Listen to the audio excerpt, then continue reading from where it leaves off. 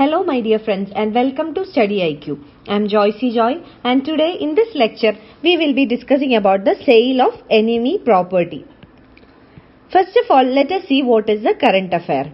The cabinet has approved the sale of enemy shares that are in the custody of the Ministry of Home Affairs or the MHA or the custodian of any property that belongs to enemies of the country, that is the enemy property of India, and this announcement or this approval by the cabinet was made recently. So this is the reason it has become an important current affair. So we should be able to know what is enemy property and why it is significant and what is the ongoing process of the sale of enemy property. And also this is for the first time that approval for the sale of enemy shares or the enemy property has been considered by the government. So it is a very important current affair. So let us know the details of it. First of all, let us understand what is meant by an enemy property. So the definition of an enemy property is given in the Enemy Property Act of 1968. So according to the Enemy Property Act of 1968, enemy property means a property that belongs to or that belonged to a person who migrated from India to an enemy country when a war broke out. So if a person who belonged to India had migrated to any enemy country of India during a war, that person would have some property in India and that property would be considered as an enemy property. Let us take the example of World War II. So during the World War II, the US, United States as well as the UK, they had taken over some properties of people who fled their shore to settle in enemy countries like Germany, Japan, etc. So people who migrated from US or UK to Germany or Japan, who are the enemy countries, their property was confiscated and the intention was to protect their turf from the hostile forces. These hostile forces in the enemy countries or enemy states would in future take control of such assets and use it to their advantage. So that was the intention of UK and US. Now in India's case, this is similar. We had wars with China and Pakistan in 1962 and 1965. And during the war, many people might have migrated from India to this enemy countries. So the government took over the properties of those people under the Defence of India Act. So Defence of India Act was the act that was prevailing in those periods. The Enemy Property Act of 1968, it came after 1965 and 1962. So then the government had taken up those properties belonging to people who migrated to this enemy countries under the Defence of India Act, and this confiscated property included both movable as well as immovable properties. And later on in 1968, an Enemy Property Act was enacted, and the purpose of the act was to regulate such properties and entrust these properties with the custodian of enemy property or the CEPI. So CEPI is the custodian of enemy property. So this act was enacted in 1968. Now why this is very important, the sale of enemy property? Because this is for the first time that the government has decided to sell off the enemy property, and this enemy properties are held in various forms with the custodian. The custodian is the CEPI, that is custodian of enemy property. And the sale is expected to fetch around 3,000 crore rupees, and this will be counted as disinvestment. Now the proceeds from the sale of these properties will be used for developmental activities and also for social and welfare programs. Now what is the significance of this? The property that is now approved by the cabinet for the sale, this consists of 6.5 crore shares.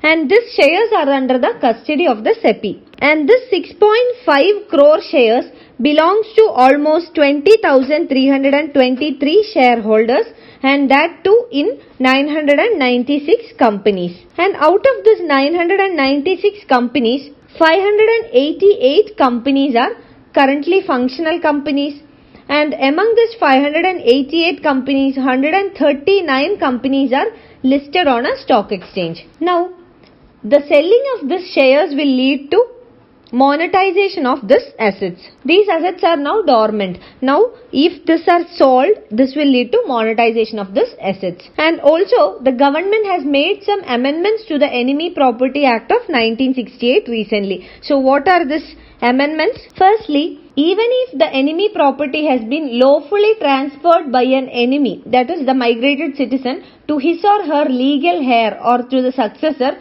before migrating to Pakistan or China, to come under the enemy property. Let us take an illustration in order to understand this in a better manner. Suppose a person ABC. Suppose he has transferred his property to his son or to his grandson in 1963.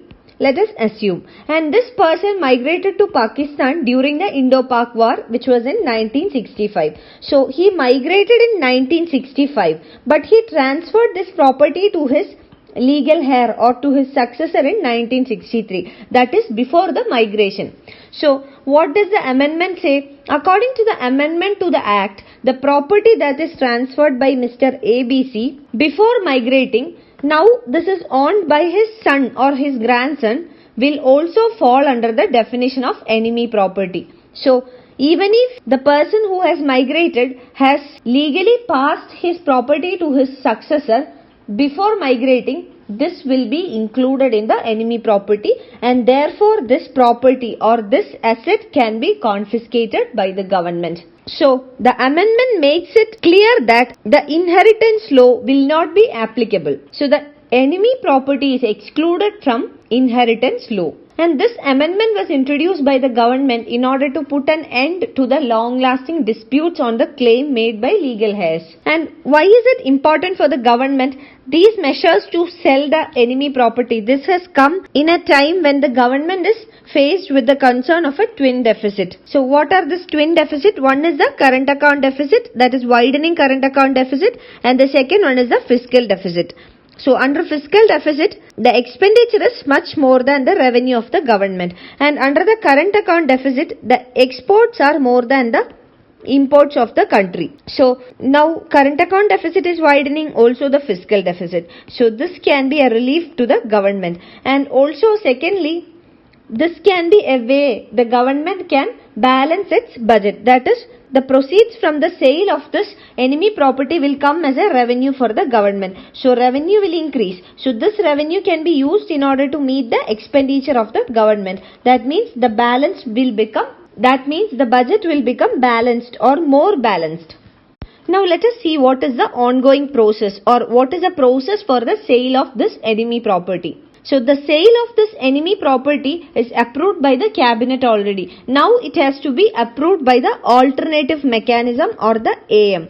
So what is this alternative mechanism?